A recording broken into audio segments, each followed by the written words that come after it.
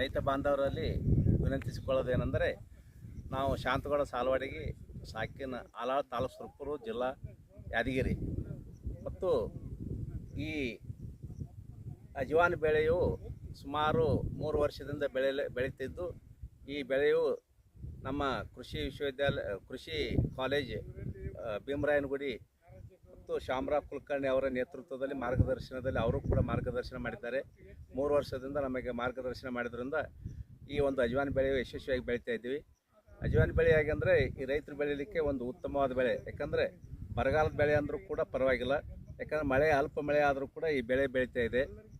ಈ ಮಳೆ ಉಬ್ಬಿ ಮತ್ತು ಉತ್ತರಿ ಮಳೆ ಅವಧಿಯೊಳಗೆ ಬಿತ್ತಾ ಇದ್ದೀವಿ. ಮತ್ತು ಇದು 30 ಎಕರೆ ಈಗಾಗಲೇ ನಾವು ಬೆಳೆ ಇದೆ. ನಾವು ರೈತರು ಬಂದು ಕೂಡ ಸಮೀಕ್ಷೆ ಮಾಡ್ಕೋಬೋದು. ಇನ್ನೂ 1 ತಿಂಗಳ ಬೆಳೆ ಕಟ ಬರ್ಬೇಕಾದ್ರೆ ಇನ್ನೂ 1 ತಿಂಗಳು ಹೋಗ್ತಾ ಇದೆ. ಆದ್ದರಿಂದ ಈ ಅಜವಾನ ಬೆಳೆ ಒಂದು ಯಾವುದೇ ರೀತಿ ಗೊಬ್ಬರ ಮತ್ತು ಇದೆಲ್ಲ ಒಂದು ಸಲ ಭಾಳ ಆದರೆ ಒಂದು ಕೀಡಿ ಬಂದರೆ ಒಂದು ಸಲ ಸಿಂಪಡಣೆ ಮಾಡ್ಕೋಬೋದು. ಅದು ಬಿಟ್ಟರೆ ಯಾವುದೇ ಖರ್ಚು ಬರೋದಿಲ್ಲ. ಸಾಲದಾಗ ಒಂದು ಸಲ ಸರಿ ತೊಗೊಳ್ಬೇಕಾಗ್ತದೆ. ಆದ್ದರಿಂದ ತಾವು ಈ ಅಜವಾನ ಬೆಳೆ ಬೆಳೀಲಿಕ್ಕೆ ಒಂದು ರೈತರಿಗೆ ಉತ್ತಮವಾದ ಬೆಳೆಯಾಗಿದ್ದು, ಈ ಬೆಳೆ ಸುಮಾರು 30 ಎಕರೆದಲ್ಲಿ ನಾವು ಬೆಳೆದಿದ್ದೇವೆ. ಈ ಬೆಳೆ ಎಕರೆಗೆ ಸುಮಾರು 3 ರಿಂದ 5 ಕ್ವಿಂಟಲ್ ತನಕ ಬೆಳೆಯಲಿಕ್ಕೆ ಸಾಧ್ಯತೆ ಇದೆ.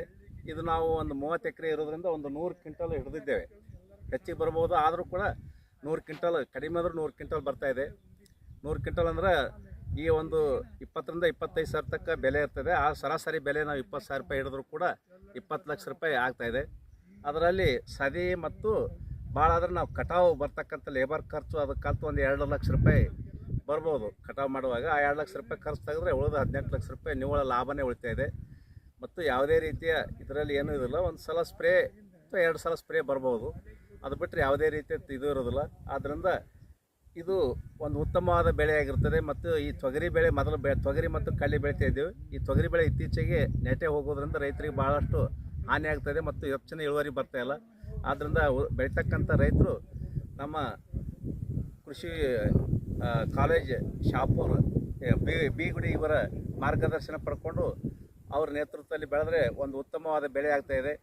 ಇದು ನೀರಾವರಿಯಲ್ಲಿ ಸ್ವಲ್ಪ ನೀರು ಕೊಟ್ಟರೂ ಕೂಡ ಉತ್ತಮವಾದ ಬೆಳೆ ಬರ್ತದೆ ಅಂತಕ್ಕಂಥದ್ದನ್ನು ಕೂಡ ನಾವು ಕಂಡುಕೋಬೋದು. ಆದ್ದರಿಂದ ತಾವು ರೈತರು ಇದರ ಲಾಭವನ್ನು ಪಡ್ಕೋಬೋದು. ನಮ್ಮ ಶಿಕ್ಷಕರಿಂದ ಅವರು ಕೂಡ ನಮಗೆ 2-3 ವರ್ಷದಿಂದ ಸತತವಾಗಿ ಬೆಳೆದಿದ್ದಾರೆ. ನಾವು ಪ್ರತಿ ವರ್ಷವೂ ಕೂಡ 40 ಎಕರೆ 30 ಎಕರೆ ಹಿಂಗೆಲ್ಲ ರೈತರು, ಇದು ಒಂದೇ ಒಬ್ಬರೇ ರೈತರದ್ದು 30 ಎಕರೆ ನಮ್ಮದು ಇರೋದ್ರಿಂದ ಬೇರೆ ಬೇರೆ ರೈತರು ಕೂಡ ಭಾಳಷ್ಟು ಇಲ್ಲಿ ಬೆಳೆದಿದ್ದಾರೆ. ಆದ್ದರಿಂದ ತಾವು ಇದರ ಪ್ರಯೋಜನವನ್ನು ಪಡ್ಕೊಳ್ಬೇಕಂತಿಲ್ಲ ರೈತರಲ್ಲಿ. ಗ್ರಾಮದಲ್ಲಿ ಎಷ್ಟು ಎಕರೆ? ಸುಮಾರು ನಾವು ನಮ್ಮ ಗ್ರಾಮದಲ್ಲಿ ಒಂದು 3-4 ಜನ 10 ಎಕರೆ ಹಾಕಿದ್ರು ಒಂದು 50-60 ಎಕರೆ ಇದೆ. ಮತ್ತು ಇಲ್ಲಿ ಯಕ್ತಾಪುರ